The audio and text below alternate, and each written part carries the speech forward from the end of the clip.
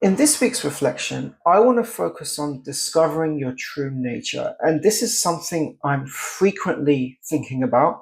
It's something that I'm frequently reflecting on and understanding because to be honest with you, I don't know what my true nature is. Um, I've met very few people who really know what their true nature is. We're so busy trying to figure out what thoughts are really ours and what feelings are really ours, and what thoughts and feelings do we carry from what we've learned from our environment and from society and from family. That's a lot of work in itself to try and decide what thoughts are helpful to us. How long has that thought been there? Is that really what we're thinking, or what is connected to who we really are? Or is it something that we've learned and it's not really helpful and it's part of the low self-esteem and part of critical thinking? This is the kind of journey I've been on and I'm currently going through as well. And I know many of my clients are also going through this journey. But I do have that question in my mind of what my true nature is, and discovering your true nature. I keep going on about this, but it really is the key ingredient for any type of discovery work. And the first step is you have to be self aware. You have to understand what thoughts you have. You have to appreciate how you feel about things. You have to understand how you react in certain situations. It's like putting together a puzzle. The more pieces you have, the more of a complete picture you can put together.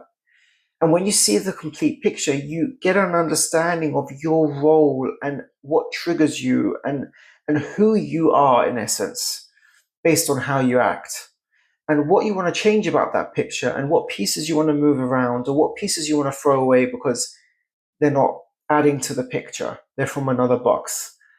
Uh, so discovering your true nature, the first thing you have to do is build the self-awareness to understand what your current nature is.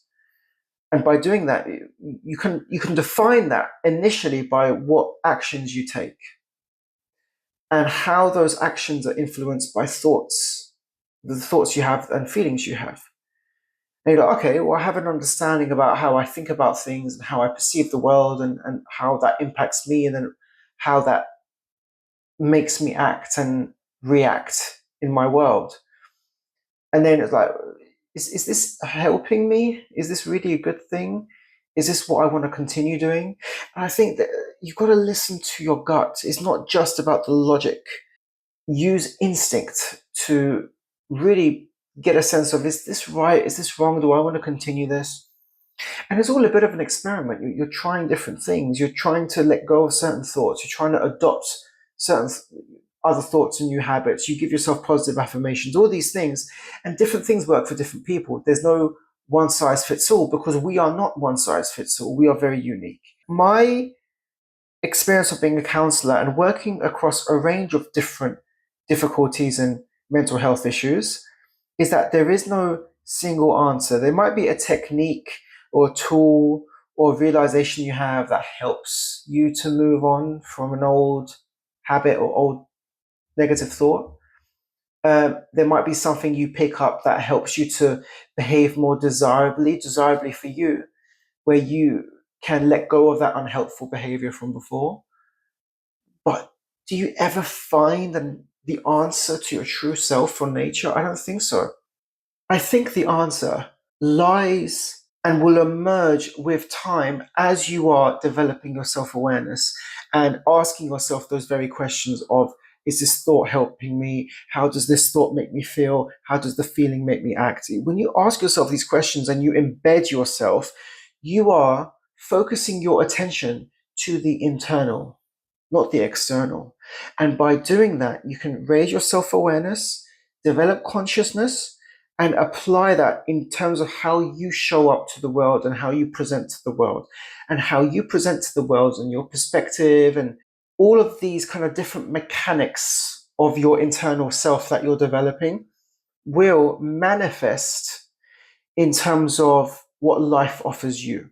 One of the other things that I think contributes to us feeling that we are on a path towards a fulfillment or towards self-actualization, towards purpose, towards meaning. One of the ways that's accomplished is actually being in the present moment. It's not allowing your past, which technically doesn't exist except in memories, or the future, which again technically doesn't exist because the future's not here yet. Life is just a large series of present moments. This is life. So we think so much about being in the past and being in the future. You're not where you are now. You're not fully present and conscious in where you are now. And I think that, to me, it didn't make sense when they say be in the present moment. It didn't make sense because I wanted to achieve goals that I had not yet achieved.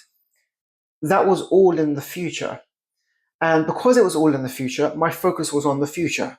How am I going to get this, get that? And I didn't realize this, but I was completely taken out of where I was in the moment.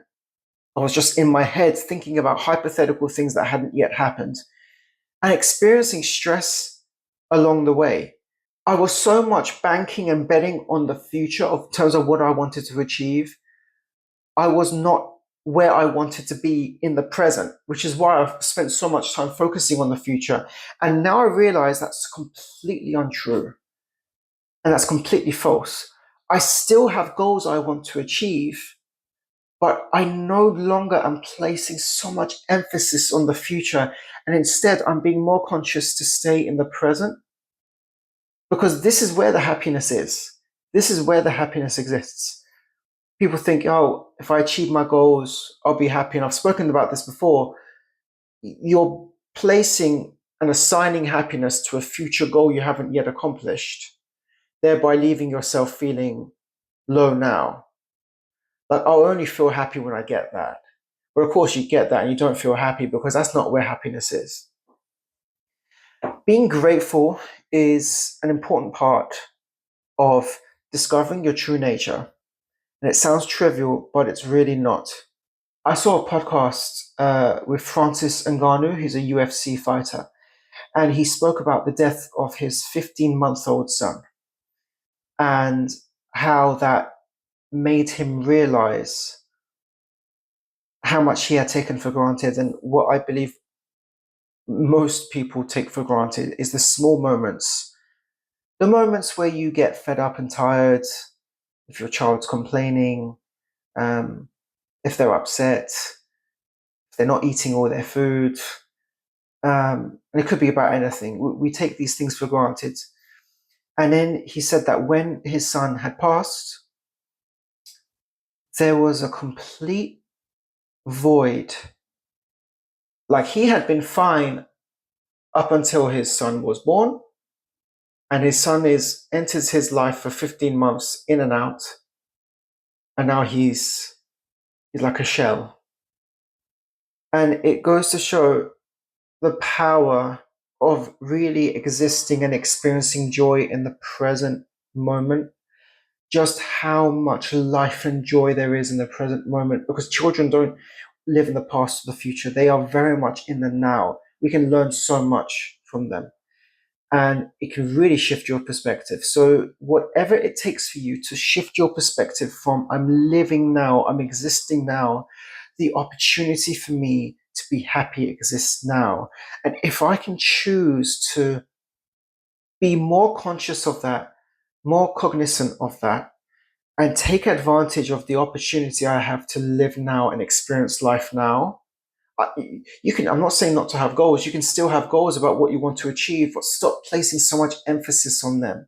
When you start to live more in the moment, you integrate gratitude, you understand that the present moment that you're experiencing can mitigate so much of the past, and that you can look forward to the future.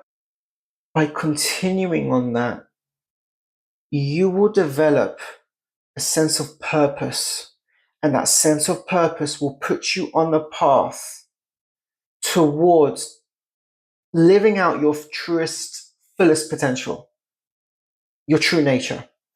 You can't think your way to there. You have to live your way to there. You have to experience your way towards that goal. This is the journey I feel I'm on, the early stages, but I feel I'm on this journey.